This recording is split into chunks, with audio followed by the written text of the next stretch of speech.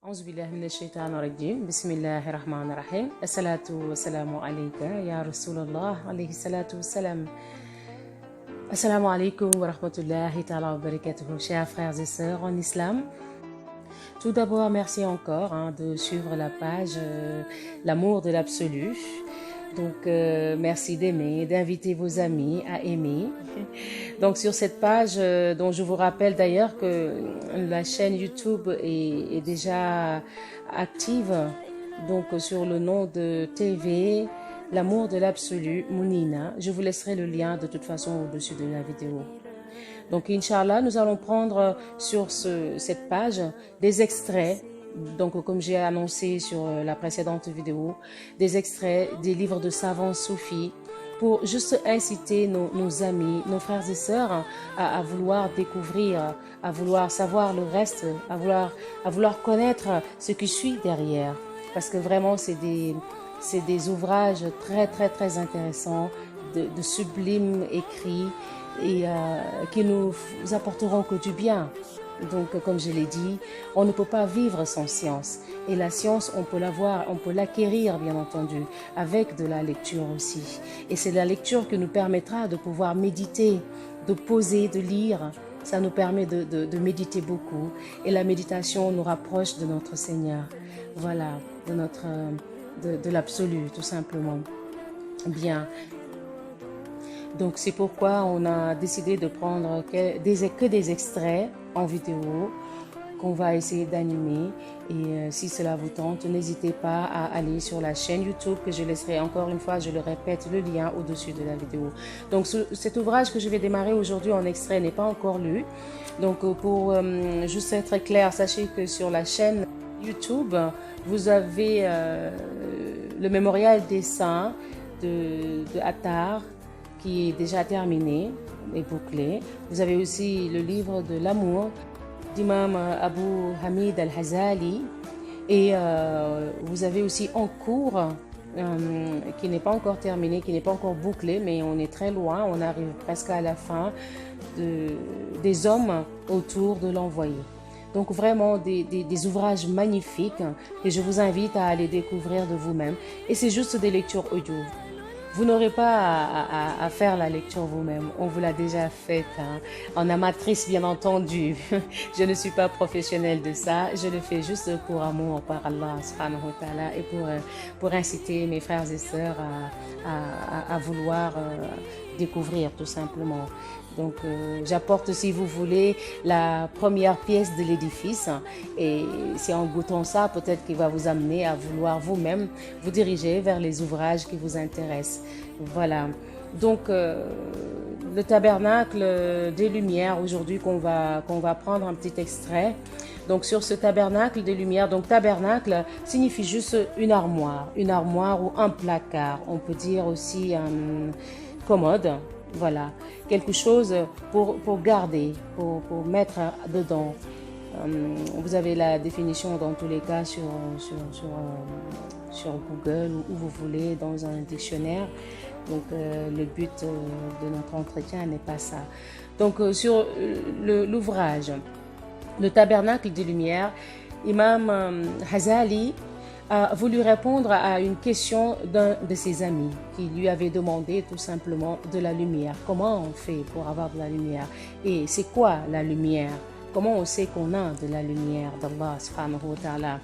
Donc il a choisi, il lui a fait une réponse au début de l'ouvrage, vous allez le voir de toute façon si vous l'avez, ou un jour quand je l'entamerai sur la chaîne YouTube, vous verrez dès le début comment il a déjà repris dans sa sagesse profonde afin de le calmer pour qu'il soit pas trop gourmand. Et puis après, par sa largesse d'esprit, il lui a expliqué, il lui a fait une exposé sur le verset 35, voilà, de la sourate 24, sourate An-Nur, où Allah dit « Dieu est la lumière des cieux et de la terre. Sa lumière est semblable à un tabernacle où se trouve une lampe. La lampe est dans un verre. Le verre est comme un astre brillant. Elle est allumée grâce à un arbre béni, un olivier ni d'Orient ni d'Occident, dont l'huile éclairerait on peut s'en foutre, même si nul feu ne l'a touché. Lumière sur lumière, Dieu guide vers sa lumière ceux qu'il veut. Dieu propose des paraboles aux hommes et Dieu est de toutes choses savant. Donc comme je viens de vous le dire, c'est un de ses amis, qui lui demanda un jour un maître spirituel exceptionnel, surnommé la preuve de l'islam, de commenter ce verset.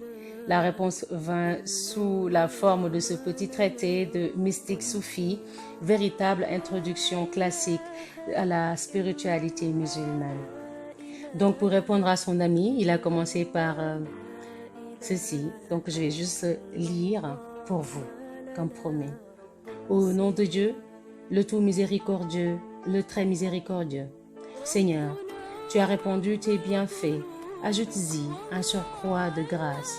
Louange à Dieu qui déverse les lumières, ouvre les vues, découvre les secrets et ôte les voiles. Et que la prière soit sur Mohammed, lumière des lumières, Seigneur des justes, bien-aimé de celui qui impose sa volonté, annonciateur de celui qui pardonne, avertisseur de celui qui triomphe. Que cette prière soit sur Mohammed, qui dompte les infidèles et confond les impies, ainsi que sur sa famille et ses compagnons, bons, purs et vertueux. Tu as demandé, cher frère, que Dieu te destine à la quête de la béatitude sublime, qu'il favorise ton ascension jusqu'à la cime suprême, qu'il soigne ta vue par l'organ de la lumière de la vérité et qu'il purifie ta conscience de ce qui n'est pas la réalité. Tu m'as demandé, dis-je, de te communiquer les mystères des lumières divines en interprétant selon l'esprit ce qu'indique la lettre de cette versée du texte coranique et de certains propos de la tradition prophétique, notamment la parole divine, Dieu et la lumière des cieux et de la terre. Que représente donc, selon ce symbolisme, le tabernacle, le verre, la lampe, l'huile et l'arbre, ainsi que la parole du prophète, sallallahu alayhi wa sallam. Dieu a 70 voiles de lumière et de ténèbres. S'il les enlevait, les gloires fulgurantes de sa face consumeraient quiconque serait atteint par son regard. Donc voilà, ceci est l'introduction d'Imam Abu Hamid al-Ghazali pour son ami. Et c'est après qu'il a commencé par le premier chapitre pour faire l'exposé de ce verset et le hadith qui va avec, je viens de prononcer en haut. Donc sur ce chapitre, il dit, montrant que la véritable lumière est Dieu et que le nom de lumière appliqué à un autre être est purement métaphorique et à ne pas prendre au sens propre. Donc voilà, ça veut tout dire, hein, ce titre-là. Pour le démontrer, il faut d'abord déterminer la signification du mot lumière, nour. Selon la première conception, celle qu'il a chez le commun des hommes, awam, puis selon la deuxième conception auprès de ceux qui ont des qualifications spirituelles particulières, khawas, et enfin selon la troisième acception auprès de l'élite spirituelle, khawas al-khawas. Il faudra ensuite déterminer la hiérarchie des lumières qui concernent cette élite spirituelle ainsi que leur essence. Quand elles se manifestent à leurs différents niveaux, il t'apparaîtra clairement alors que Dieu est la lumière suprême et ultime, et quand leur nature profonde te sera dévoilée, il sera évident pour toi que lui seul, sans associé, est la lumière réelle et véritable. En ce qui concerne la première acception chez le commun des hommes, le mot lumière renvoie à l'apparition zuhur. Mais l'apparition est un phénomène relatif. Il est incontestable qu'une même chose peut apparaître à un homme et rester cachée à un autre. Elle sera donc relativement apparente et relativement cachée. Son apparition sera nécessairement relative aux facultés de perception et, pour le vulgaire, les facultés de perception les plus puissantes et les plus nettes sur les sens, au nombre desquels le sens de la vue. Or, en relation avec le sens de la vue, les choses se divisent en 3 catégories.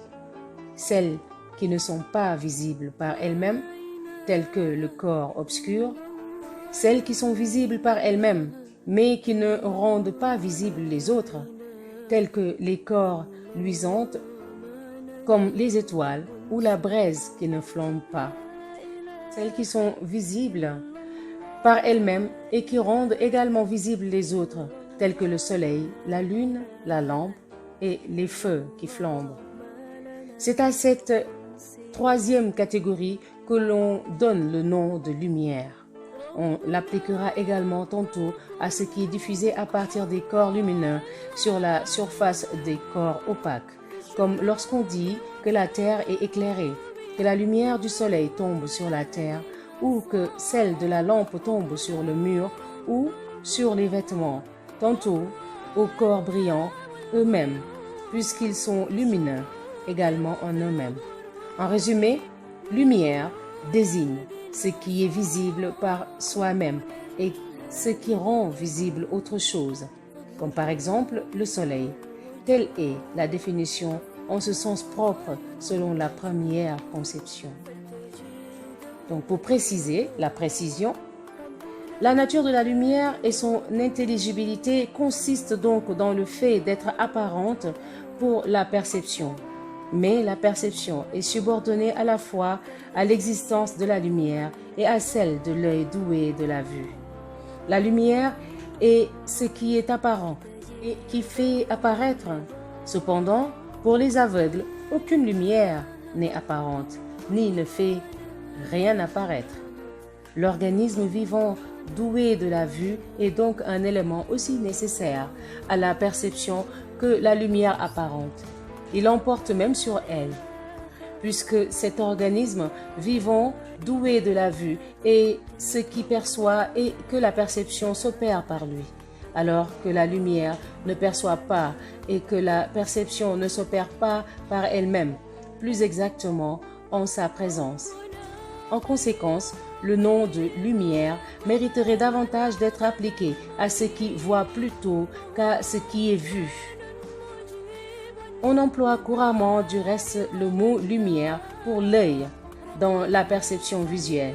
C'est ainsi que l'on dit à propos de la chauve-souris ou de l'homme atteint de châssis, la lumière de ses yeux est faible, et pour l'aveugle, il a perdu la lumière de la vue. De même, l'on dit que la pupille concentre et renforce la lumière de la vision et que les cils portés par les paupières ont été créés spécialement noirs par la sagesse divine et tout autour de l'œil pour concentrer la lumière de l'œil. Quant à la couleur blanche, elle disperse l'éclat de l'œil et affaiblit sa lumière. Si l'on fixe d'une façon prolongée un objet blanc et brillant, à plus forte raison, le soleil, la lumière de l'œil est éblouie et elle s'efface comme s'efface le faible devant le fort. Ainsi, comprends-tu que le sujet de la vision soit appelé lumière? Et sais-tu pourquoi et également pour quelle raison c'est à lui que ce nom convient le mieux? Telle est sa deuxième conception, selon laquelle l'entendent ceux qui ont des qualifications spirituelles particulières. Masha'Allah. Donc je vous inviterai vivement à découvrir cet ouvrage ou à le suivre, Inch'Allah, très bientôt sur la chaîne YouTube TV de l'amour de l'absolu, Mounina. À très bientôt.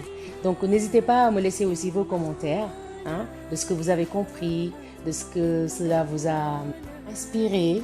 Oui, pourquoi pas. Et puis nous restons à l'écoute et on vous suit, Inch'Allah. Merci et à très bientôt. Salam alaikum wa rahmatullahi wa barakatuh.